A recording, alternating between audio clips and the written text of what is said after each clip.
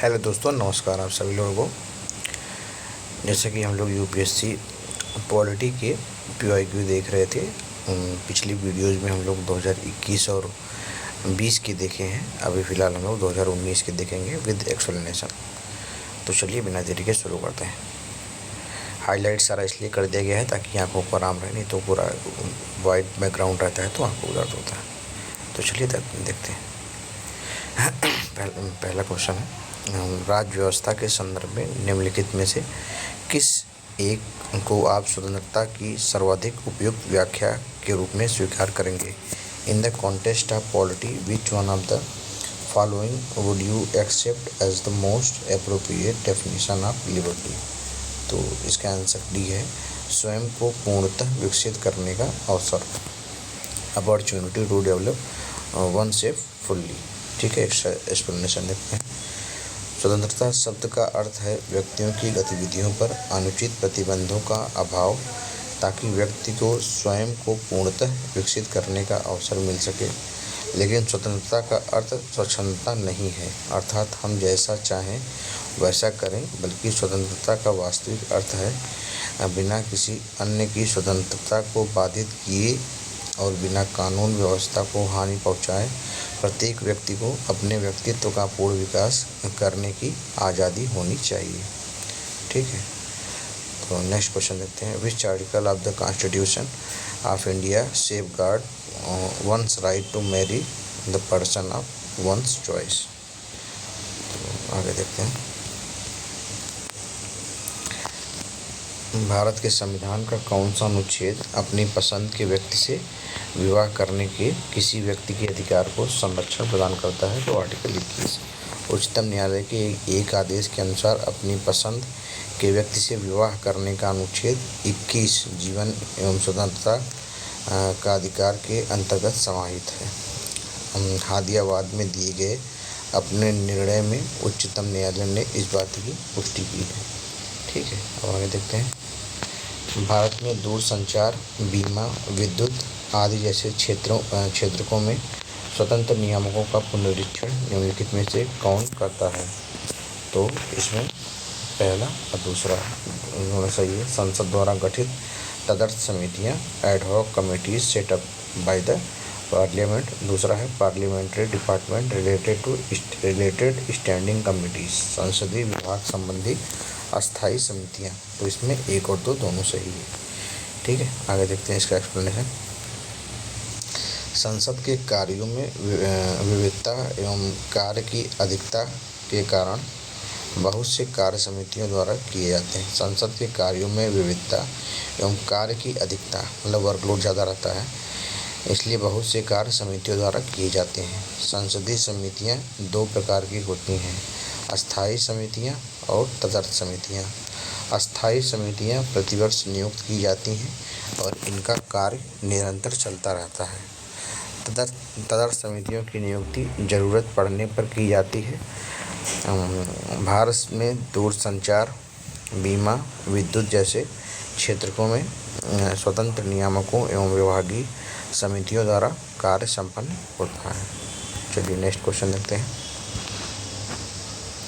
Consider the following statement. पहला है the parliament prevention of disqualification act 1959 exempts several posts from disqualification on the grounds of office of profit।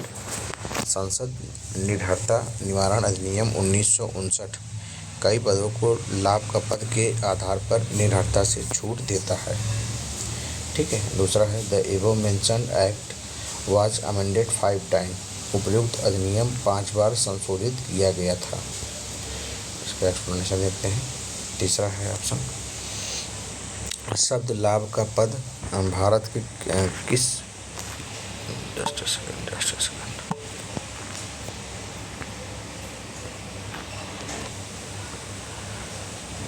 देखते हैं।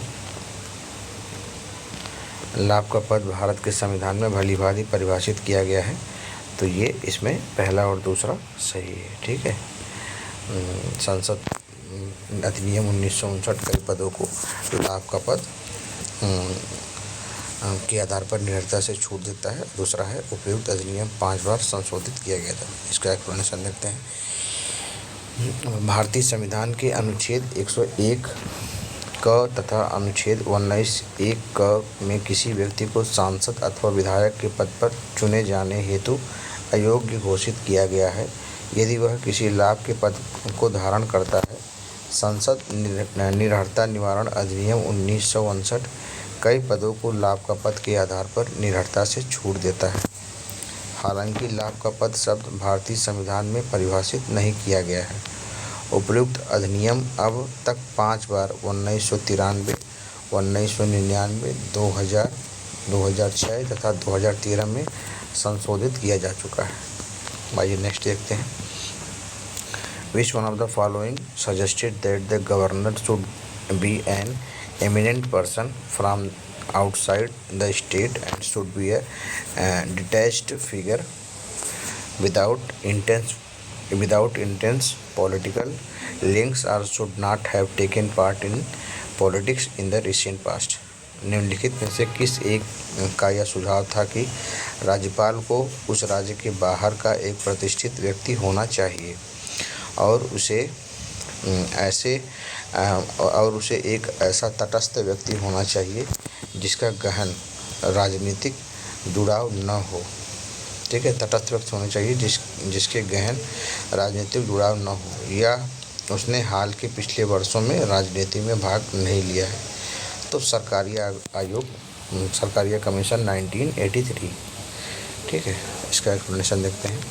सरकारिया आयोग का गठन जून 1983 में भारत सरकार द्वारा केंद्र राज्य संबंधों से संबंधित शक्ति संतुलन पर अपनी संस्तुति देने हेतु किया गया था। केंद्र राज्य संबंधों से संबंधित शक्ति संतुलन पर अपनी संस्तुति देने हेतु किया गया था। इसके अध्यक्ष सर्वोच्च न्यायालय के सेवानिवृत्त न्यायाधीश न्यायमूर्ति रणजीत सिंह सरकारिया थे। इसके आयोग ने राज्यपाल के संदर्भ में कई सिफारिशें दी। यथा पहला है राज्यपाल के रूप में नियुक्त व्यक्ति किए जाने वाले व्यक्ति को राज्य जिसमें वह व्यक्ति किया जाए के बाहर का व्यक्ति होना चाहिए तथा उसे राज्य की राजनीति में रुचि नहीं रखना चाहिए। उसे ऐसा व्यक्ति होना चाहिए जो सामान्य रूप से या विशेष रूप से नियुक्त किए जाने के पहले राजनीति में सक्रिय भाग न ले रहा हो। दूसरा कहे थे राज्यपाल के रूप में किसी व्यक्ति का चयन करते समय राज्य के मुख्यमंत्री से प्रभावी सलाह लेने की प्रक्रिया को संशोधन में शामिल किया जाना चाहिए। राज्यपाल के रूप में किसी व्यक्ति का चयन करते समय राज्य के मुख्यमंत्री से प्रभावी सलाह लेने की प्रक्रिया को संविधान में शामिल किया जाना चाहिए। आगे देखते हैं। विधानमंडल से क्वेश्चन है, मंत्रिपरिषद लेजिस्लेचर काउंसिल ऑफ मिनिस्टर। ठीक है, क्वेश्चन है with reference to legislative assembly of a state in India consider the following statements. Bharat के किसी राज्य की विधान परिषद के संदर्भ में पहला ऑप्शन है the governor makes a customary address to members of the house at the commencement of the first session of the year। वर्ष के प्रथम सत्र के प्रारंभ में राज्यपाल सदन के सदस्यों के लिए रूढ़िगत संबोधन करता है। दूसरा है when a state legislature does not have a rule on particular matter it follows the Lok Sabha rule on that matter। जब किसी विशिष्ट विषय पर राज्य विधानमंडल के पास कोई नियम नहीं होता है तो उस विषय पर वह लोकसभा के नियम का पालन करता है। ठीक है, तो इसमें दोनों स्टेटमेंट सही है। ठीक, आगे देखते हैं। भारतीय संविधान में अनुच्छेद 176(1) के अंतर्गत राज्यपाल विधानसभा के प्रत्येक आम चुनाव के बाद और प्रत्येक वर्ष के पहले सत्र की शुरुआत में दोनों सदनों को एक साथ संबोधित करेंगे। अनुच्छेद 208(1) के अनुसार राज्य विधानमंडल को सदन में कार्य संचालन के लिए नियम बनाने और उसे पालन करवाने का अधिकार है। अनुच्छेद 208(2) के तहत जब तक खंड 1 के तहत नियम नहीं बनाए जाते तब तक इस संविधान के प्रारंभ से ठीक पहले तत्स्थानीय प्रांत के विधानमंडल के संबंध में जो प्रक्रिया के नियम और स्थायी आदेश प्रवृत्त थे, वे ऐसे उपांतरणों और अनुकूलों के अधीन रहते हुए उस राज्य के विधानमंडल के संबंध में प्रभावी होंगे। ठीक है, तो इसलिए दोनों कथन सही है। आगे देखते हैं न्याय व्यवस्था से, जुडिशियल सिस्टम। पहला ऑप्शन है the motion to impeach a judge of the Supreme Court of India can't be rejected by the Speaker of the Lok Sabha as per the Judge Inquiry Act 1968। न्यायाधीश जांच अधिनियम 1968 के अनुसार भारत के उच्चतम न्यायालय के किसी न्यायाधीश पर महाभियोग चलाने के प्रस्ताव को लोकसभा के अध्यक्ष द्वारा अस्वीकार नहीं किया जा सकता। नेक्स्ट ऑप्शन है the question of India defines and gives details of what constitutes incapacity and proved misbehavior of the judges of the Supreme Court of India। Bharat का संविधान यह परिभाषित करता है और ब्यौरे देता है कि क्या क्या भारत के उच्चतम न्यायालय के न्यायाधीशों की अक्षमता और सिद्ध कदाचार को गठित करते हैं। ठीक है, आगे देखते हैं।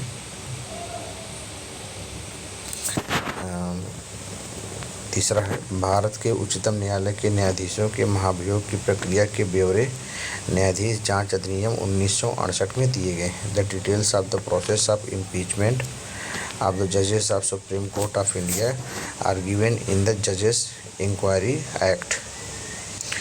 ठीक है, 1968। If the motion for the impeachment of a judge is taken up for voting, the law requires the motion to be backed by each house of the parliament and supported a majority of the total membership of that house and by not less than 2/3 of total members of that house present and voting। ठीक है, 2/3 member से पास होना चाहिए। ये दोनों statement सही है। यदि किसी न्यायाधीश के महाभियोग के प्रस्ताव को मतदान हेतु लिया जाता है तो विधि द्वारा अपेक्षित है कि यह प्रस्ताव संसद के प्रत्येक सदन द्वारा समर्थित हो, उस सदन की कुल सदस्य संख्या के बहुमत द्वारा तथा संसद के उस सदन की कुल उपस्थित और मत देने वाले सदस्यों के कम से कम 2/3 द्वारा समर्थित हो। ठीक है, तो पहला दूसरा गलत है, तीसरा चौथा सही है।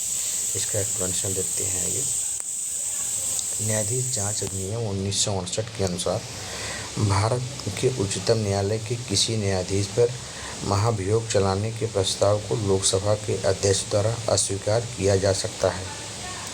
ठीक है, महाभियोग चलाने के प्रस्ताव को लोकसभा के अध्यक्ष द्वारा अस्वीकार किया जा सकता है।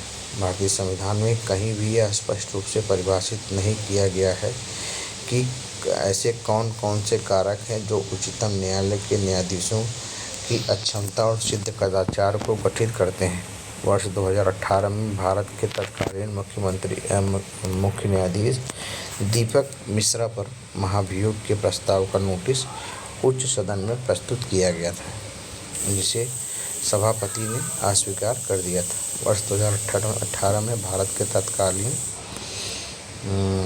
उसके पहले देखते हैं। भारतीय संविधान में कहीं भी यह स्पष्ट रूप से परिभाषित नहीं किया गया है कि ऐसे कौन कौन से कारक हैं जो उच्चतम न्यायालय के न्यायाधीशों की अक्षमता और सिद्ध कदाचार को गठित करते हों। वर्ष 2018 में भारत के तत्कालीन मुख्य न्यायाधीश दीपक मिश्रा पर महाभियोग के प्रस्ताव का नोटिस उच्च सदन में प्रस्तुत किया गया था, जिसे सभापति ने अस्वीकार कर दिया था। ठीक है, आगे देखते हैं। भारत के संविधान के संदर्भ में with reference to the constitution of India consider the following. पहला स्टेटमेंट है no high court shall have the jurisdiction to declare any central law to be constitutionally invalid. किसी भी केंद्रीय विधि को संवैधानिक रूप से अवैध घोषित करने की किसी भी उच्च न्यायालय की अधिकारिता नहीं होगी। ठीक है, किसी भी केंद्रीय विधि को संवैधानिक रूप से अवैध घोषित करने की किसी भी उच्च न्यायालय की अधिकारिता नहीं होगी। No high court shall have the jurisdiction to declare any central law to be constitutionally invalid.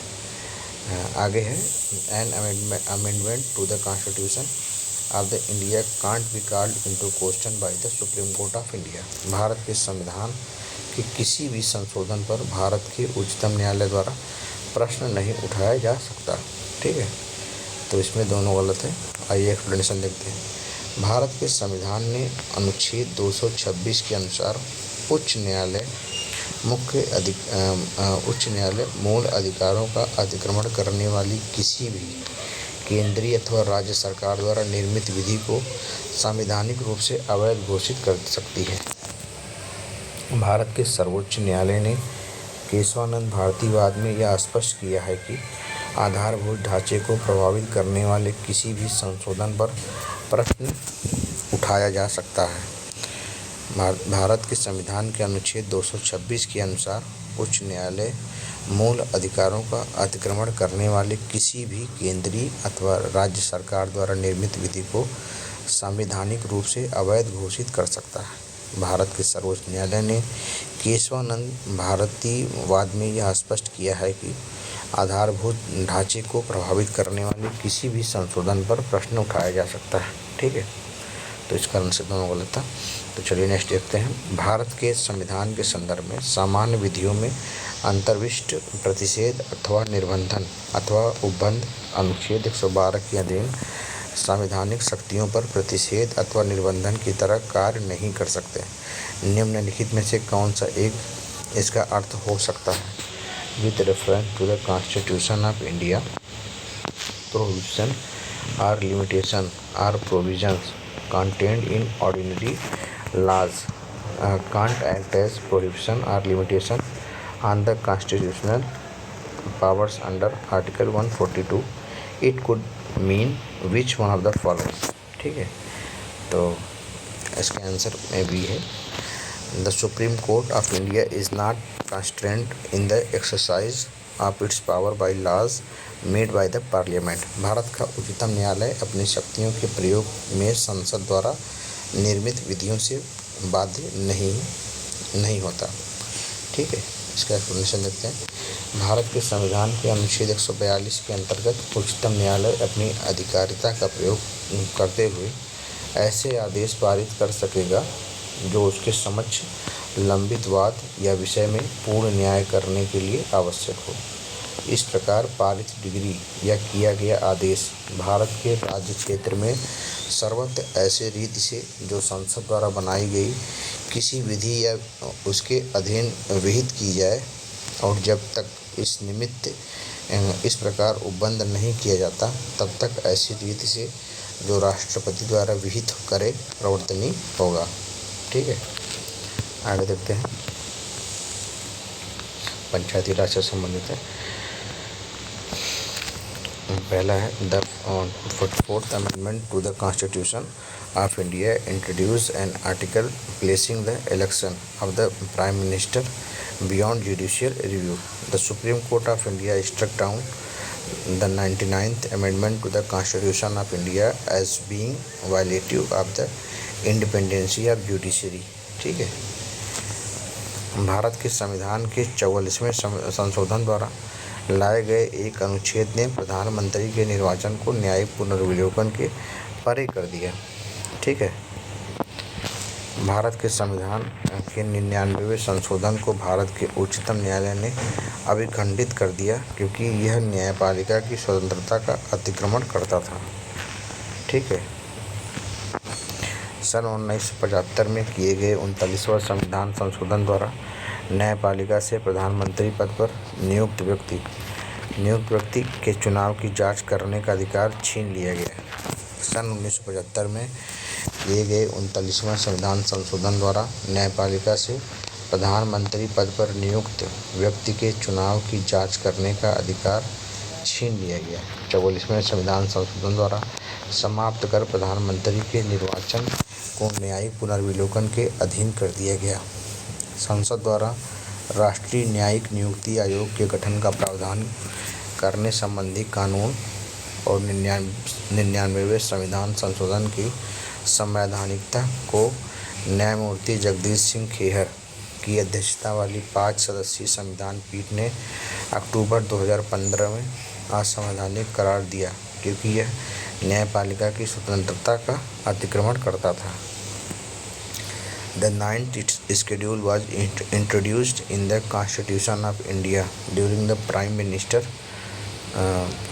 Ministership of किस प्रधानमंत्री के कार्यकाल के दौरान भारत के संविधान में 9वीं अनुसूची को पुनः स्थापित किया गया था? तो जवाहरलाल नेहरू। प्रधानमंत्री जवाहरलाल नेहरू के कार्यकाल के दौरान भारत के संविधान में 9वीं अनुसूची को पुनः स्थापित किया गया था। 1951 में केंद्र सरकार में संविधान में प्रथम संशोधन करके 9वीं अनुसूची का प्रावधान किया गया था ताकि उसके द्वारा किए जाने वाले भूमि सुधारों को अदालत में चुनौती न दी जा सके। प्रधानमंत्री जवाहरलाल नेहरू के कार्यकाल के दौरान भारत के संविधान में 9वीं अनुसूची को पुनः स्थापित किया गया था। 1951 में केंद्र सरकार में संविधान में प्रथम संशोधन करके 9वीं अनुसूची का प्रावधान किया गया था ताकि उसके द्वारा किए जाने वाले भूमि सुधारों को अदालतों में चुनौती न दी जा सके। ठीक है, नेक्स्ट है, पहले इस अनुसूची में शामिल कानूनों की न्यायिक समीक्षा नहीं की जा सकती थी, लेकिन 11 जनवरी 2007 को सुप्रीम कोर्ट ने निर्णय दिया कि 9वीं अनुसूची में शामिल किसी भी कानून को इस आधार पर चुनौती दी जा सकती है कि वह मौलिक अधिकार का उल्लंघन करता है। ठीक है, लास्ट क्वेश्चन देखते हैं 2019 का। Under which schedule of the constitution of India can the transfer of tribal land to private parties for mining be declared null and void? Bharat के संविधान की किस अनुसूची के अधीन जनजातीय भूमि का खनन के लिए निजी पक्षकारों को अंतरण, अकृत और शून्य घोषित किया जा सकता है? तो 5th शेड्यूल, 5वीं अनुसूची। भारतीय संविधान की 5वीं अनुसूची में अनुसूचित क्षेत्रों और अनुसूचित जनजाति के प्रशासन और नियंत्रण से संबंधित उपबंध है। इसी अनुसूची के अधीन जनजातीय भूमि का खनन के लिए निजी पक्षकारों को अंतरण, अकृत और शून्य घोषित किया जा सकता है। 5वीं अनुसूची का मुख्य उद्देश्य अनुसूचित क्षेत्रों में रहने वाले आदिवासियों को उनके भूमि और प्राकृतिक संसाधनों के अलगाव से गैर आदिवासियों को सुरक्षा प्रदान करना है। चलिए लगे हाथ 2018 का भी देख लेते हैं। इसमें पहला क्वेश्चन आया था, भारत शासन अधिनियम 1935 के द्वारा स्थापित संघ में अवशिष्ट शक्तियाँ किसे दी गई थी? In the federation established by the government of India act 1935 residuary powers were given to be. तो ये दिया गया था गवर्नर जनरल को। आइए एक्सप्लेनेशन देखते हैं। भारत शासन अधिनियम का उद्देश्य संघीय ढांचा की व्यवस्था करना था। इसे अखिल भारतीय संघ की स्थापना, जिसमें राज्य और रियासतों को एक इकाई की तरह माना गया। अधिनियम ने केंद्र और इकाइयों के बीच 3 सूचियों, संघ सूची 59 विषय, राज्य सूची 54 विषय और समवर्ती सूची दोनों के लिए 36 विषय के आधार पर शक्तियों का बंटवारा किया। अवशिष्ट शक्तियाँ वायसराय गवर्नर जनरल को दे दी गई। ठीक है, आगे देखते हैं। इसमें देखते हैं 32 क्वेश्चन। इसमें केवल 2 सही है, तो पहले सही वाला ही देख लेते हैं। As per the RDA act for teaching primary classes, a candidate is required to pass a teaching eligibility test conducted in accordings with the national council of teaching education guidelines. तो ये स्टेटमेंट सही है। बाकी third क्या है, in India more than 90% of teacher education institution are directly under the state government. तो गलत है। आगे पहला क्या है, as per the right to education RDA act to be eligible for appointment as a teacher in a state, a person would be required to possess the minimum qualification laid down by the concerned state council of teacher education। तो दूसरा सही है। बाकी पहला और तीसरा गलत है, वो पढ़ लेते हैं। शिक्षा का अधिकार आरटीई अधिनियम के अनुसार किसी राज्य में शिक्षक के रूप में नियुक्त होने हेतु अर्ह होने के लिए किसी व्यक्ति में संबंधित राज्य अध्यापक शिक्षा परिषद द्वारा निर्धारित न्यूनतम योग्यता का होना आवश्यक है। तो नहीं, ऐसी बात नहीं। भारत में 90% से अधिक अध्यापक शिक्षा संस्थान प्रत्यक्ष रूप से राज्य सरकारों के अधीन है, तो ये भी गलत है। इसका एक्सप्लेनेशन देख लेते हैं।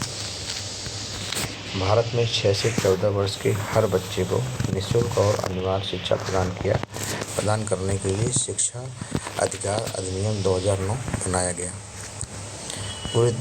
यह पूरे देश में अप्रैल 2010 से लागू किया गया। शिक्षा का अधिकार अधिनियम 2009 की धारा 23 की उपधारा 1 द्वारा प्रदत्त शक्तियों का प्रयोग करते हुए केंद्र सरकार द्वारा राष्ट्रीय अध्यापक शिक्षा परिषद (NCTE) को शिक्षक के रूप में नियुक्त किए जाने के लिए पात्र व्यक्तियों के लिए न्यूनतम अर्हताओं का निर्धारण करने वाले शैक्षिक प्राधिकरण के रूप में प्राधिकृत किया गया है। इसके अनुसार प्राथमिक कक्षाओं में शिक्षक नियुक्त होने के लिए अध्यापक पात्रता परीक्षा उत्तीर्ण होना आवश्यक है, अतः कथन 2 सही है। अनुच्छेद 21A में 6 से 14 वर्ष के बच्चों के लिए निःशुल्क शिक्षा का प्रावधान किया गया है। ठीक है, आगे देखते हैं। विधि और स्वाधीनता के बीच सबसे उपयुक्त संबंध को निम्नलिखित में से कौन प्रतिबिंबित करता है? Which one of the following reflects the most appropriate relationship between law and liberty? तो है तो सभी सही, लेकिन सबसे ज़्यादा सटीक सही है दूसरा वाला। यदि विधि नहीं है तो स्वाधीनता भी नहीं है। There are no laws, there is no liberty। वैसे पहला देखते हैं। यदि विधियाँ अधिक होती हैं तो स्वाधीनता कम होती है। यदि स्वाधीनता है तो विधि निर्माण जनता को करना होगा। यदि विधि परिवर्तन बार बार होता है तो स्वाधीनता के लिए खतरा होता है। ये सही है, सिर्फ इसमें दूसरा सही है। ठीक है, आइए एक्सप्लेनेशन देखते हैं। किसी भी लोकतंत्र में समता, विधि के समक्ष समता और स्वतंत्रता सबसे महत्वपूर्ण अधिकार हैं। इनमें से एक के बिना दूसरे की कल्पना नहीं की जा सकती। विधि की अनुपस्थिति में स्वतंत्रता का कोई मूल्य नहीं। स्वतंत्रता का अर्थ चिंतन, अभिव्यक्ति, कार्य करने की स्वतंत्रता, लेकिन स्वतंत्रता का यह अर्थ नहीं है कि हम जैसा चाहें वैसा करने लगें। यदि ऐसा करने की इजाज़त दे दी जाए तो बहुत सारे लोग अपनी स्वतंत्रता का आनंद उठाने से वंचित हो जाएंगे। अतः स्वतंत्रता का उपभोग करने के लिए विधि का होना आवश्यक है। ठीक है, आइए आगे देखते हैं। Which of the following are regarded as the main feature of the rule of law? निम्नलिखित में से किनको विधि के शासन के प्रमुख लक्षणों के रूप में माना जाएगा? तो इसमें 1, 2, 4 ये तीनों सही है, बाकी तीसरा गलत है। लिमिटेशंस ऑफ पावर, शक्तियों का परिसीमन, जो कि सही है। इक्वलिटी बिफोर लॉ, विधि के समक्ष समता, ये भी सही है। स्वतंत्रता और नागरिक अधिकार, लिबर्टी एंड सिविल राइट्स, ये सही है। People's responsibility to the government, सरकार के प्रति जन उत्तरदायित्व, विधि के शासन के प्रमुख लक्षण है, तो ये गलत है। ठीक है, आइए एक्सप्लेनेशन देखते हैं। संविधान के अनुच्छेद 14 में विधि के समक्ष समता अथवा विधियों के समान संरक्षण का अधिकार निहित है। संविधान के आर्टिकल 14 में विधि के समक्ष समता अथवा विधि के समान संरक्षण का अधिकार निहित है। विधि के शासन का अर्थ है कोई भी व्यक्ति विधि से ऊपर नहीं है। प्रत्येक व्यक्ति, चाहे उसे उसकी अवस्था या पद जो कुछ भी हो, देश की सामान्य विधियों के अधीन और साधारण न्यायालयों की अधिकारिता के भीतर है। राष्ट्रपति से लेकर देश का निर्धन से निर्धन व्यक्ति समान विधि के अधीन है। बिना औचित्य के किसी कृत्य के लिए समान रूप से उत्तरदायी है। इस संबंध में सरकारी अधिकारियों और साधारण नागरिकों में विभेद नहीं किया जा सकता। प्रोफेसर डाइसी के अनुसार विधि शासन से तात्पर्य निम्नलिखित 3 बातों से है। मनमानी शक्ति का अभाव या विधि की सर्वोच्चता, विधि के समक्ष समता। तीसरा, संविधान सामान्य विधि का परिणाम है। ठीक है, आगे देखते हैं। Right to privacy is protected as an intrinsic part of right to life and personal liberty. Which of the following in the constitution of India correctly appropriately imply the above statement. ठीक है, तो इसका तीसरा सही part third अनुच्छेद 21 और भाग 3 में गारंटी की गई है स्वतंत्रताएं। Article 21 and the freedoms guaranteed in part third. ठीक है, देखते हैं। हाल ही में निजता के मामले में उच्चतम न्यायालय की 9 जजों की संविधान पीठ का निर्णय 24 अगस्त 2017 लोकतंत्र को मजबूती प्रदान करता है। न्यायाधीश ने कहा कि निजता का अधिकार एक मौलिक अधिकार है जिसे संविधान के भाग 3 के अनुच्छेद 21 से संरक्षण प्राप्त है। एक मौलिक अधिकार जिसे संविधान के भाग 3 के अनुच्छेद 21 में संरक्षण प्राप्त है। उल्लेखनीय है कि निजता वह अधिकार है जो किसी व्यक्ति की स्वायत्तता और गरिमा की रक्षा के लिए जरूरी है। जो किसी व्यक्ति की स्वायत्तता और गरिमा की रक्षा के लिए जरूरी है। यह अन्य कई महत्वपूर्ण अधिकारों की आधारशिला है। ठीक है, आगे देखते हैं। संघ और राज्य की कार्यपालिका आपात उपबंध union and state executive emergency provisions with the reference to election of the president of India consider the following statement. तो इसमें पहला खंड सही है, बाकी दूसरा गलत है। पहला है the value of the vote of each MLA varies from state to state. तो ये सही है, दूसरा गलत है। क्यों?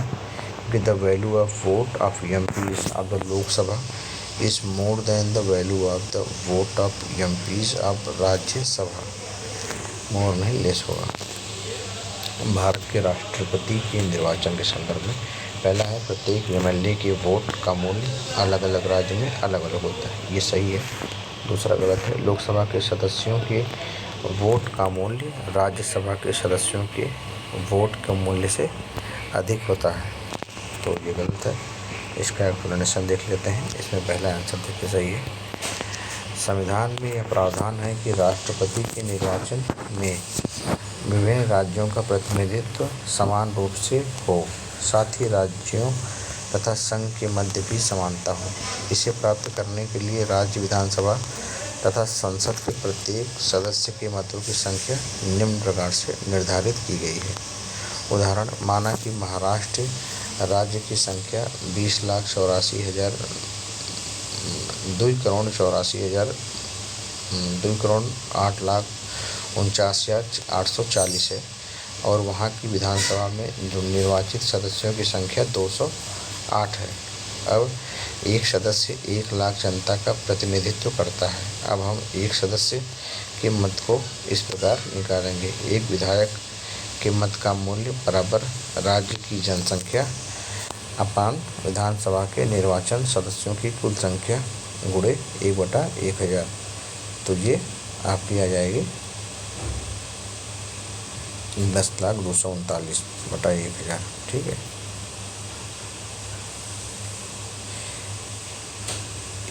एक 1,239/1000। ठीक है, आगे देखते हैं। 100 मतलब 239 को छोड़ दिया जाए क्योंकि 500 से कम है। इस प्रकार बम्बई विधानसभा के प्रत्येक सदस्य को मत देने का अधिकार होगा। ठीक, 100 ब्रैकेट में 239 को छोड़ दिया जाए क्योंकि 500 से कम है। इस प्रकार बम्बई विधानसभा के प्रत्येक सदस्य को इस प्रकार बम्बई विधानसभा के प्रत्येक सदस्य को 100 मत देने का अधिकार होगा। विधान का कुल मत बराबर 100 × 208 = 20,800 होगा। अतः स्पष्ट है कथन एक सत्य है। दूसरा है, एक संसद सदस्य के मतों का मूल्य माना की गणना के अनुसार राज्य विधानसभाओं के सदस्यों की कुल संख्या 74,940 है और संसद के दोनों सदनों की कुल संख्या 750 निर्वाचित सदस्य है। संसद के प्रत्येक सदस्य को निम्नलिखित का मत देने का अधिकार होगा। तो इसका फार्मूला है राज्यसभा राज्य विधानसभाओं के मतों की कुल संख्या बटा संसद के निर्वाचित सदस्यों की कुल संख्या। ठीक, अब इससे एग्जाम्पल है 74,940 निर्वाचित सदस्य हैं 750, तो ये डिवाइड करने पर तब आएगा 99 + 100। अतः स्पष्ट है कि लोकसभा तथा राज्यसभा दोनों को सदस्यों का मूल्य बराबर होता है, जो उसमें लिखा था अधिक होता है। ठीक है, चलिए आगे देखते हैं। 37 consider the following statements. No criminal proceeding shall be instituted against the governor of a state in any court during his term of office। दूसरा है the emoluments and allowances of the governor of a state shall not be diminished during his term of office। तो इसमें दोनों सही है। किसी राज्य के राज्यपाल के विरुद्ध उसकी पदावधि के दौरान किसी न्यायालय में कोई दंडिक कार्यवाही संस्थित नहीं की जाएगी, मतलब कोई कार्यवाही नहीं की जाएगी। किसी राज्य के राज्यपाल की परिलब्धियां और भत्ते उसकी पदावधि के दौरान कम नहीं किए जाएंगे। इसमें दोनों सही है। एक्सप्लेनेशन लिखते हैं। संविधान के अनुच्छेद 153 में राज्यों के राज्यपाल का उल्लेख है। राष्ट्रपति की तरह राज्यपाल को अनेक विशेषाधिकार और उन्मुक्तियां प्राप्त हैं। उसे अपने शासकीय कृत्यों के लिए विधिक दायित्व से निजी उन्मुक्ति प्राप्त है। अपने कार्यकाल के दौरान उसे आपराधिक कार्यवाही, चाहे वह व्यक्तिगत क्रियाकलाप हो, की सुनवाई से उन्मुक्ति प्राप्त है। यद्यपि 2 महीना के नोटिस पर व्यक्तिगत क्रियाकलापों पर उनके विरुद्ध नागरिक कानून संबंधी कार्यवाही प्रारंभ की जा सकती है। यद्यपि 2 महीने के नोटिस पर व्यक्तिगत क्रियाकलापों पर उनके विरुद्ध नागरिक कानून संबंधी कार्यवाही प्रारंभ की जा सकती है। संविधान के अनुच्छेद 158(4) में राज्यपाल की उपलब्धियां और भत्ते उसकी पदावधि के दौरान कम नहीं किए जाएंगे। ठीक है, तो दोनों कथन सही है इस प्रकार। नेक्स्ट है, if the president of India exercises his power as provided under Article 356 of the Constitution in respect of particular state, then यदि भारत का राष्ट्रपति संविधान के अनुच्छेद 356 के अधीन यथा उपबंधित अपनी शक्तियों का किसी विशेष राज्य के संबंध में प्रयोग करता है, तो the powers of legislature of that state shall be exercisable by are under the authority of the parliament। तो बी वाला सही है। इसका ऑप्शन एक्सप्लेनेशन देखते हैं।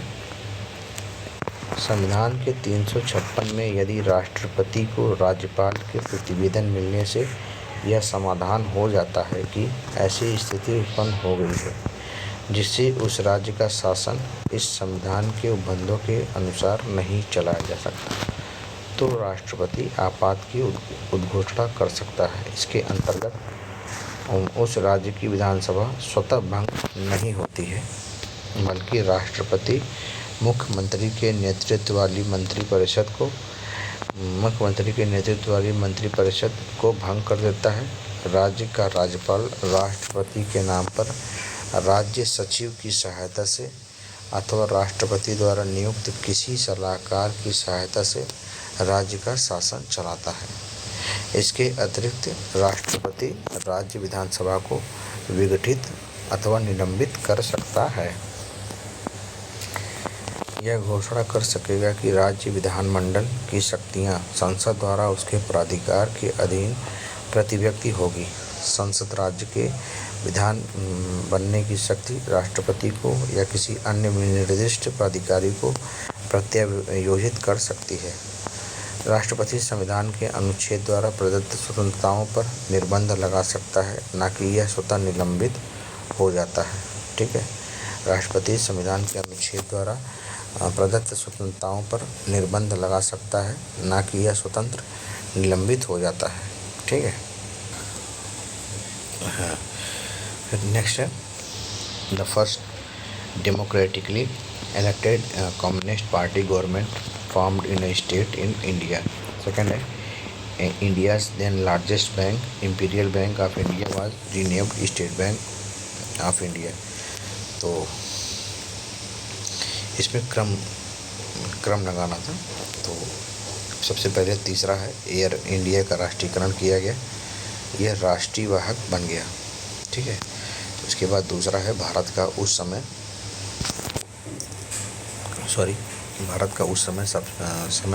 सबसे बड़ा bank imperial bank of India, जिसका नाम बदलकर भारतीय स्टेट बैंक रखा गया। पहला है भारत के किसी राज्य में सर्वप्रथम लोकतांत्रिक रूप से चुनी गई साम्यवादी दल की सरकार। फिर चौथा है गोवा स्वतंत्र भारत का अंग बना।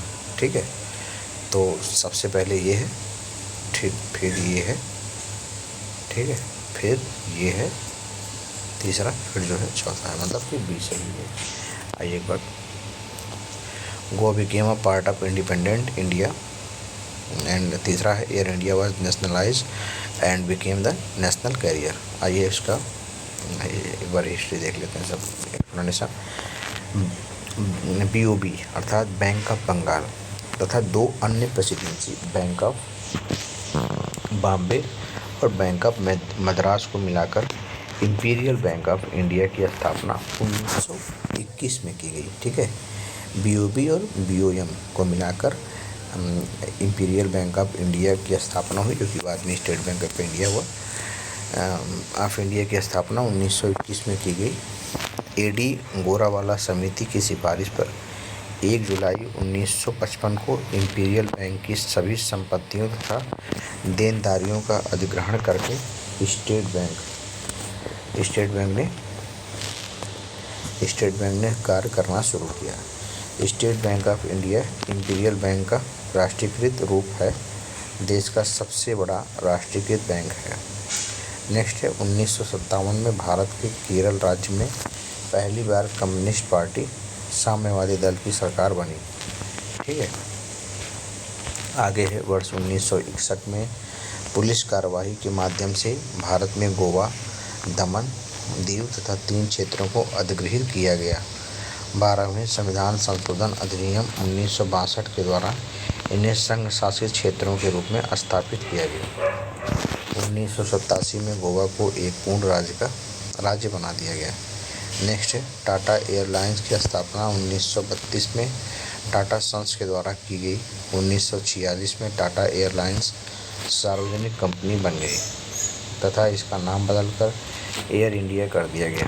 1953 में इस सरकार द्वारा इसका राष्ट्रीयकरण किया गया। ठीक है, आगे देखते हैं लेजिस्लेचर काउंसिल ऑफ मिनिस्टर, विधानमंडल मंत्रिपरिषद। ठीक है, पहले देखते हैं इसमें आंसर। ठीक, केवल 2 सही है। तो लोकसभा में नेता प्रतिपक्ष को सर्वप्रथम 1969 में मान्यता दी गई थी। पहला गलत है और तीसरा गलत है। ठीक है, क्या है इसमें, पहली लोकसभा में विपक्ष सबसे बड़ा राजनीतिक स्वतंत्र पार्टी था, तो ये गलत है। तीसरा है लोकसभा में यदि किसी दल के न्यूनतम 75 सदस्य न हो तो उसके नेता को नेता प्रतिपक्ष के रूप में मान्यता नहीं मिल सकती। ठीक है, in the first Lok Sabha the single largest party in the opposition was the Swatantra party. ठीक है, दूसरा है in the Lok Sabha a leader of the opposition was recognized for the first time in 1969। तीसरा भी गलत है। In the Lok Sabha if a party does not have a minimum of 75 members its leader can't be recognized as the leader of the opposition. तो इसका explanation देखते हैं। भारत में पहली बार 1952 में लोकसभा का गठन हुआ। पहले आम चुनाव में कुल 489 निर्वाचन क्षेत्रों में चुनाव आयोजित किए गए। ठीक है, 489 निर्वाचन क्षेत्रों में चुनाव आयोजित किए गए। इस चुनाव में भारतीय राष्ट्रीय कांग्रेस 364 सीटों तथा कुल पड़े मतों का 45% प्राप्त कर सबसे बड़ी पार्टी के रूप में सत्ता में आई। पहली लोकसभा में विपक्ष में कोई भी पार्टी नहीं थी। आधिकारिक विपक्ष तथा विपक्ष का नेता को स्वाधीनता के बाद पहली बार दिसंबर 1969 से दिसंबर 1970 के दौरान मान्यता दी गई थी, जब कांग्रेस पार्टी कांग्रेस आर तथा कांग्रेस ओ, ठीक है, में विभाजित हो गई थी। तो कांग्रेस ओ, जिसके सदस्य 60 थे, इसके नेता डॉक्टर राम सुभाग सिंह का पहली बार विपक्ष के नेता के रूप में मान्यता प्रदान की गई। तो दूसरा सही है। नेक्स्ट है, संसद के दोनों सदनों में एक विपक्ष का नेता होता है। विपक्ष में सबसे बड़ी पार्टी के सदस्य कुल सदस्यों के 10वें हिस्से के करीब होने चाहिए। अर्थात लोकपक्ष में विपक्ष के नेता के लिए 550/10 अर्थात 55 सदस्य तथा राज्यसभा में विपक्ष नेता के लिए 250/10 तो 25 सदस्य होने चाहिए। ठीक है, इसमें क्या लिखा हुआ है कि मिनिमम 75, जो कि गलत है। ठीक, आगे देखते हैं। With reference to the Parliament of India, which of the following parliamentary committees scrutinies and reports to the House of whether the power to make regulations, rules, sub-rules, bylaws, etc. conferred by the Constitution or delegated by the Parliament are being properly exercised by the executive within the scope of such delegation। ठीक है ना, delegation. Hindi देखते हैं। भारत की संसद के संदर्भ में निम्नलिखित में से कौन सी संसदीय समिति इसकी समीक्षा करती है और सदन को सूचित करती है कि जो विनिमय, नियम, उपविधि आदि बनाने की शक्तियाँ संविधान द्वारा प्रदत्त हैं या सदन द्वारा प्रत्यायोजित हैं, उनका कार्यपालिका द्वारा इन प्रत्यायोजनों डेलीगेशन की परिधि के भीतर उचित प्रयोग हो रहा है। तो कमेटी ऑन सबऑर्डिनेट लेजिस्लेशन, ठीक है, अधीनस्थ विधान संबंधी समिति, ये सही है। आगे देखते हैं। अधीनस्थ विधान समिति का गठन 1953 में किया गया। दोनों सदनों में समिति की सदस्य संख्या 15 थी। विनिमय, नियम, उपनियम, नियमावली बनाने के लिए संसद द्वारा कार्यपालिका को प्रतिनिधित्व अथवा संविधान द्वारा प्रदत्त शक्तियों का उपयोग भलीभांति हो रहा है या नहीं, यह समिति इस पर विचार करती है और प्रतिवेदन भेजती है। दूसरा है सरकारी आश्वासन समिति। इस समिति में मंत्रियों द्वारा सदन में समय समय पर दिए गए आश्वासनों, वचनों, प्रतिज्ञानों की जांच करती है और किस सीमा तक उनका कार्यान्वयन हुआ है, इस पर प्रतिवेदन देती है। तीसरा है, यह समिति सदन में नियम समिति, यह समिति सदन में कार्य समिति तथा संचालन समिति से संबंधित मामलों पर विचार करती है। साथ ही सदन के नियमों में आवश्यक संशोधन अथवा योग सुलझाती है। लोकसभा समिति में 15 सदस्य होते हैं। लोकसभा अध्यक्ष इसके पदेन अध्यक्ष होते हैं। राज्यसभा समिति में 16 सदस्य होते हैं और सभापति इसके पदेन अध्यक्ष होते हैं। ठीक है, आगे देखते हैं। कार्य सलाहकारी समिति, यह समिति के सदन के कार्यक्रम तथा समय सारणी को नियमित रखती है। यह सदन के समक्ष सरकार द्वारा लाए गए विधायी अथवा कार्यों पर चर्चा के लिए समय निर्धारित करती है। लोकसभा समिति 15 सदस्य होते हैं तथा लोकसभा अध्यक्ष इसके अध्यक्ष होते हैं। Regarding money bill, which of the following statement is not correct, कौन सही नहीं है? तो पहला जो है, एक सेकंड, पहला, a bill shall be deemed to be a money bill if it contains only provisions relating to impositions abolition, remission, alteration और रेगुलेशन ऑफ एनी टैक्स। किसी बिल विधेयक को धन विधेयक तब माना जाएगा जब इसमें केवल किसी कर के अधिरोपण, उन्मूलन, माफी, परिवर्तन या विनियमन से संबंधित प्रावधान हो। ठीक है, पहला सही है। दूसरा है A money bill has provisions for the custody of consolidated fund of India or the contingency fund of India। धन विधेयक में भारत की संचित निधि और भारत की आकस्मिकता निधि की अभिरक्षा से संबंधित उपबंध होते हैं। डी है A money bill deals with the regulation of borrowing of money or giving any guarantee by the government of India. ठीक है, धन विधेयक भारत सरकार द्वारा धन के उधार लेने या कोई प्रत्याभूति देने के विनियमन से संबंधित होता है। संविधान के अनुच्छेद 110 में धन विधेयक की विस्तृत परिभाषा दी गई है। इस अनुच्छेद के अनुसार कोई विधेयक धन विधेयक माना जाता है यदि उसमें केवल निम्नलिखित सभी किन्हीं विषयों से उपबंध हो: किसी कर का अधिरोपण, परिहार, परिवर्तन। दूसरा है सरकार द्वारा धन का विनियमन या ऋण लेना। तीसरा है भारत की संचित निधि या आकस्मिकता निधि में धन जमा करना या उसमें से धन निकालना। ठीक है, आगे देखते हैं। नेक्स्ट है किसी नए व्यय को भारत की संचित निधि पर प्रभारित व्यय घोषित करना। नेक्स्ट है अनुच्छेद 110(1) के उपखंड क से च में उल्लिखित किसी विषय का कोई आनुषंगिक विषय उल्लेखनीय है कि यदि ऐसा प्रश्न उत्पन्न हो जाए कि कोई विधेयक धन विधेयक है अथवा नहीं तो इस बारे में अध्यक्ष लोकसभा का फैसला अंतिम होगा। नेक्स्ट है Consider the following statement. The Speaker of the Legislative Assembly shall vacate his या her office if she ceases to be became of the assembly।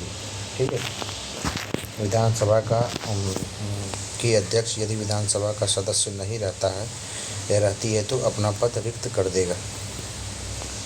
ठीक है, देखते हैं आगे। दूसरा क्या है कि जब कभी विधानसभा का विघटन किया जाता है तो अध्यक्ष अपने पद को तुरंत रिक्त कर देगा, तो ये गलत है।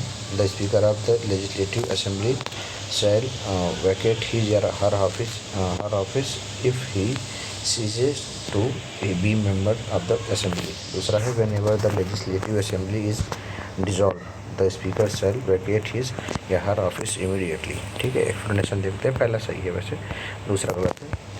आगे देखते हैं पहला एक्सप्लेनेशन। संविधान के अनुच्छेद 179 में विधानसभा के अध्यक्ष या उपाध्यक्ष के रूप में पद का धारण करने वाला सदस्य यदि विधानसभा का सदस्य नहीं रहता है तो अपना पद रिक्त कर देगा। नेक्स्ट है यदि वह उपाध्यक्ष को अपना लिखित में त्यागपत्र दे दे या फिर यदि विधानसभा के तत्कालीन समस्त सदस्यों के बहुमत से पारित संकल्प द्वारा अपने पद से हटाया जाए।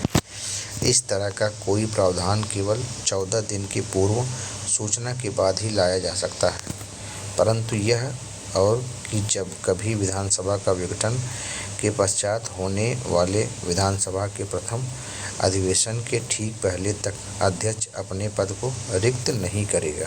ठीक है, तो दूसरा गलत है।